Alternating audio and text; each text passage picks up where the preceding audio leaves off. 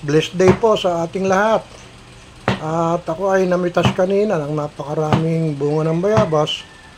At naisipan ko gumawa nito, magluto at gumawa ng guava jelly o guava jam. Sa dami kasi nato, kahit magsigang ka, kahit kumain ka ng mga, yung mga kamukha nun, hindi mo ubos. Kaya naisipan ko, eto ngayon, sinasalang ko na. Iniwa-hiwa muna natin yan, ipakita ko na nga kanina. Tapos nilagyan ko lang ng tubig, sinalang ko sa kawali, at ating siyang palalambutin. Konti lang ang nailagay kong tubig dito, at first time ko nga nagluto ng ganito, dapat pala mas marami, mas maganda. Ayan na nga. Kita nyo, kulo lang siya ng kulo, inahayaan lang natin habang ako ay may ginagawa naman.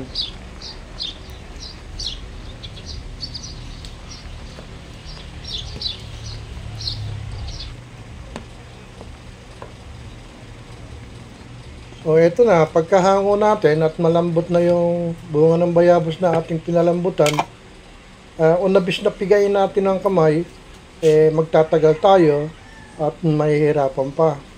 Meron naman tayo nito processor, kaya dito natin gagawin para madali tayo.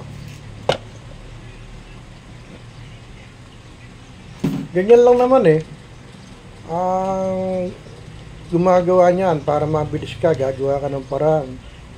Pero maganda nga sana kung ipakikita ng detalye na pinipiga mo yung mga bunga ng bayabas na malalambot at maiko-close up mo, maganda nga sana yon. Nag-iisa lang ako, wala akong katulong ditong gumagawa. Kaya ito, bibilisan na lang natin sa pamamagitan nga ng food processor. Dapat dyan, mas marami pa palang tubig. Ayan. Para madali siyang makuhan.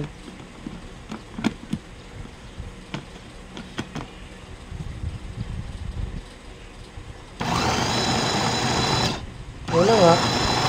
Pipiga-piga ka lang yan para ka lang nagtutan dyan. Dali lang naman. Press mo lang naman yan. Ayan. Ito na kinalabasan. Kaya nga naglagay pa ako ng tubig para pag isinaling ko sa isang lalagyan, ayun. Ganyan lang ang nangyayari ngayon. Pagkaluto, pagkapiga, pagkagaling sa food processor, ito isasalang na natin.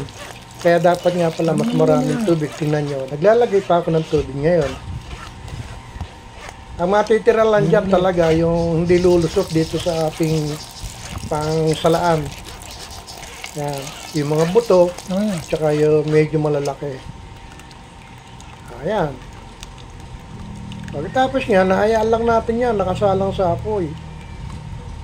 Hayaan lang natin na kumulo ng kumulo yan. Halu-haluin para hindi naman magtutong.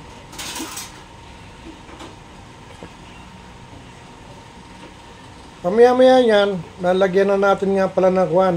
Munti ko na makalimutan. Siyempre, asukal o sugar. Ang ginamit ko rito, wash sugar. Kaya lang, hindi ko na nga naipakita. Sayang Ito na nga siya. Kaya ganun niya na itsura niya. Nalagyan na siya ng sugar o ng matamis o ng ano tawag doon sa iba. Bahala na kayo.